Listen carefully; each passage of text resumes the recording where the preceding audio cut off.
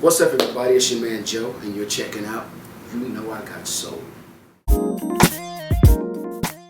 We'll start off talking about your new single, I'd Rather Have a Love. You know, has that classic Joe sound. How'd that whole song come together? Talk about it. Yeah, my new single, I'd Rather Have Love, is the first installment from my new album coming July 2nd. It is called Double Back, The Evolution of R&B. This song wasn't written or produced by me, but it certainly represents my style and my flavor. I fell in love with the song, from the beginning, because I felt like it was a song that certainly follows that style of like I Want to Know, Good Girls, All That I Am, Know What I'm Close. So it has that really romantic sort of element to it, and also it speaks to a lot of guys in a relationship that has a good thing going on. But sometimes, you know how we are. Sometimes we forget what we have, and we treat things a little differently. And so this is just a reminder, basically, rather have love than nothing at all. I mean, who wants to be alone? Right. So it's a great song. You mentioned the new album, Double Back, Evolution of R&B. I found that title interesting. What made you come to that title? Well, I feel like today, when you look at R&B music, it's almost like a shadow. It's almost like a shadow. We sort of behind the scenes, looking at everything else unfold. I want to inspire today's generation to want to become more R&B artists, to want to pick up an instrument, either piano, guitar, drums, whatever the case may be, to bring that classic old school sound to the forefront. If it was younger people doing it, the way Marvin Gaye did it, the way Barry White was doing it, Stevie Wonder, Tina Turner, they all are still great. But if we had young generation doing it would affect the young generation a lot more. And so I want to see the music, and I want to be one of the ones that help bring this awareness, basically, to the young generation. Right. Evolve, basically, take what you know and what you love singing wise, and maybe it could be hip hop, jazz, whatever. Incorporate it into your style. But if you love singing, if you love this style of R&B things, just incorporate it into what we do, and that's what makes things even more beautiful. Right. Now, this is your 10th album now. Yes. So, are you still striving for progression in your sound, or are you just kind of tapping into that classic Joe sound that you've been known for? How does that go? I've been doing some different researches and challenges and trying to just push myself a little bit throughout the years, especially the past 3 or 4 albums. Trying to do something different, see if not too different. Right. Where I'm alienating my audience, but trying to do something that's a little left field, that could possibly be a direction that I could take. But at the end of the day, this album is certainly going back, to my essence. I want to know right. all the things you man want to do, so it's going back to the essence. Right. And so I'm not going too far out of my zone. Right. I'm just sticking with it. I love hip hop. I'm a big hip hop guy. I work with a lot of hip hop artists. And so I'm going to have some features of that on the record as well. Mm-hmm. Okay. And who have you worked with on this project so far? Producers, writers? I got Fat Joe, okay. My brother, on the record. We have history. We go back with Still Not a Player, Not a Player. You talking what, over 10 years ago, we popping with this record. And I've always been a big fan, of this whole movement, anybody who's taken something, that they've worked so hard and just make an empire out of it. Mm-hmm. I have a lot of respect for people like that. Right. And so this record is dope. It's a remix to the single, I'd Rather Have Love. Okay. Too Short is on the record. Okay. I think the record was very appropriate for him. Just the feel, the style, that West Coast thing. Right. Fantasia is on a record called Love and Sex. Okay. Which is going to hit home for a lot of people. Yeah. It's basically the difference between the two. Right. And for now, that's pretty much it. But I think it's a solid album. Yeah. It's really solid. Curious about the producers you've worked with as well, and writing team and all that. Yeah, it's funny enough, man. I didn't use a whole lot of producers. I used a guy by the name of DOA, who's out of I think he lives in San Francisco. But my man Gerald Isaac brought him on board. Incredible producer. He produced a single, I'd Rather Have Love, and he produced a Fantasia record that I did with it. And I'm doing a lot of production myself. I'm doing a lot of production, writing, and that's what I started out as in the beginning. My career was writer, producer, musician. So, and that's what, propelled me into becoming an artist, singing on all the demo records, and who's this kid singing on the records? Right. And that was me. So I'm producing a lot of the record, writing a lot of the record, so I'm gonna get a feel for that whole Joe thing. Cool. So, of course, this album is independent with Massenburg Media, Red Distribution. You've been independent for a few albums now. What's been the biggest challenge, being an independent artist since you've left Jive? Man, it's well, I tell you, it's almost with independent. Everything is pretty much on you. If it's your label, that means you have to do everything yourself. Make the record, pay everybody who played on the record, pay everybody who's producing. You have to be the publishing company. You have to be that business. You are the business. Right. And with Jive, Jive, I could just, Jive was like my concierge, so to speak. I could be me, and without having to go get it and do it myself. Okay. And like I mentioned, this is your 10th album. You've been at this over almost 2 decades now since the first album came out. Where do you still find that motivation to create good music? Where does it come from? It comes from the fans, to be honest with you.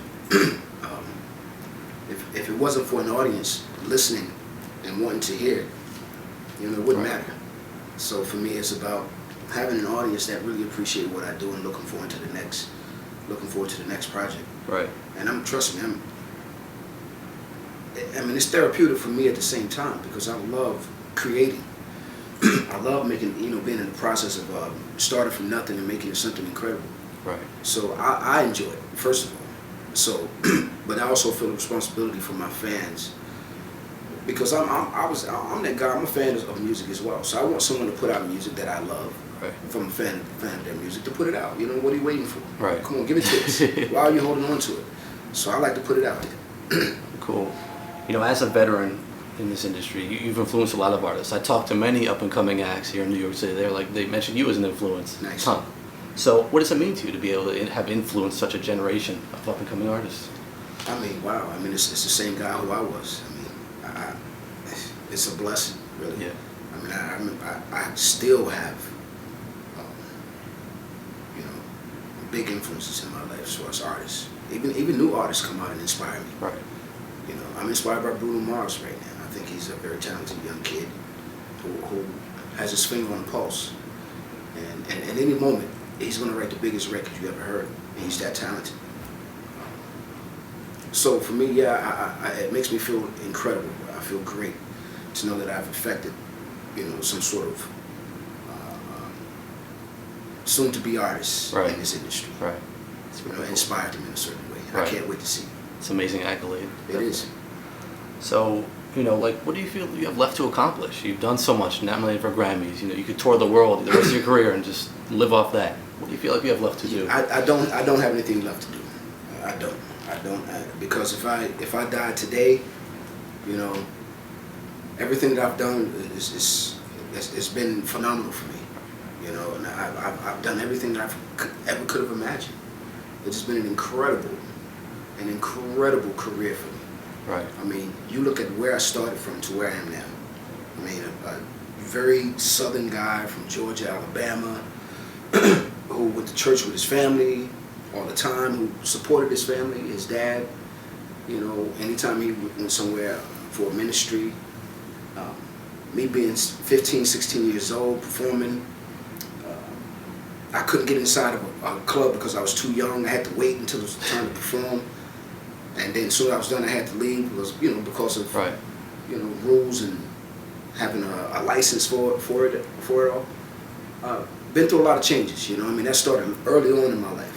So I've accomplished a whole lot. Right. So if I feel like I'm owed something or there's something that I still have to do, don't get me wrong, I'm not settled. Right. I'm totally not settled with where I am. But I don't feel there's nothing else I have to do. Right. I feel like I'm good. I've wrote an incredible chapter in my life, and I'm just starting a new one now. Right. Interesting. Which is owning my own business. Yeah. Starting a real legacy for my family. Right. Something that they can continue on.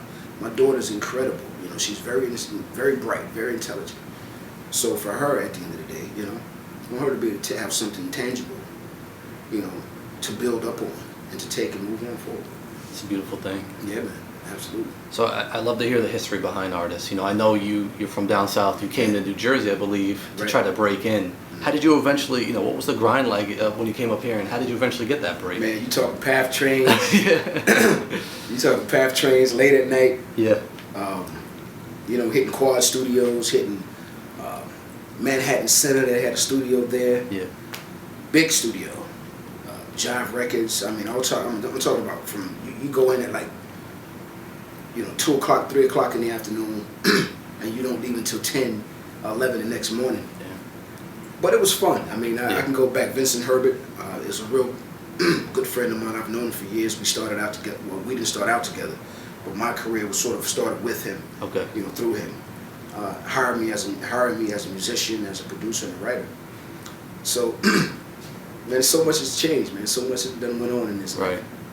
And then, you know, when you got signed originally, Polygram, Mercury, to release your debut, I read it kind of didn't work out there. You got released, eventually went to Jive. How did that whole situation work out? Well, I tell you, it was on me. Me leaving Polygram, you know, Polydor, Mercury, was my decision. You know, it was an experience because, I mean, it was brand new to me. I mean, I'm coming in, this young kid from Georgia, Alabama, having an opportunity to perform in front of executives. And all I knew was to perform, you know, just do what I do. Right. It wasn't anything like I had to put on a show. And it was incredible. I mean, they gave me, I felt like I was taking off at that point. They gave me a t-shirt and a hat. That was like giving me $1 million. Right. You know what I'm saying? I felt like I was rich with just a t-shirt and a hat that said Mercury. And Mercury on the t-shirt, like, oh man, I'm here. You know, I'm getting ready to get paid. Yeah. One thing just kept leading to another. Once I left, I did the record with Mercury. Right. You know, it didn't really take a, you know, international and big, you know, approach. I didn't feel the response and the push behind it wasn't significant. So I made the decision to move, you know, to Jive Records. Okay. Got you. And I've known Jive. I worked with Jive for a long time. Even before I signed to Mercury Records, I was a writer for Zamba. So that relationship. And just finally, then, you know, many look at My Name Is Joe album as your most successful one, commercially sold the most. Do you remember about creating that classic album? Oh man, Don't Want to Be a Player. Stutter. I Want to Know. Yep. Treat Her Like a Lady. Yep. 563. Mm-hmm.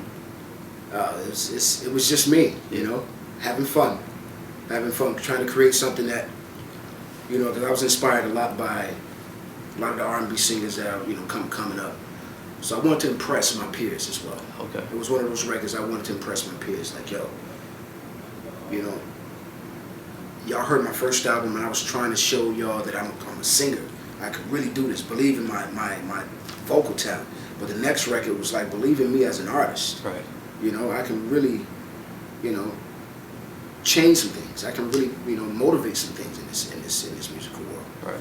So that was my whole focus for that second album. Like, go hard, go hard musically, but not to the point where you're compromising yourself. Because I still love country music.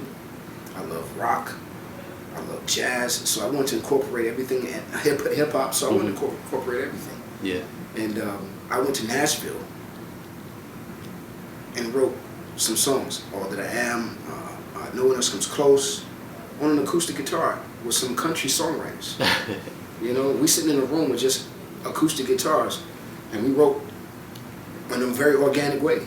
Yeah. So that was pretty very memorable, and it's something that's I think very key for that album. Right. Because it gave it a different angle, gave some you know, just a little different. Right. You had Stutter, and then you had this. Yeah.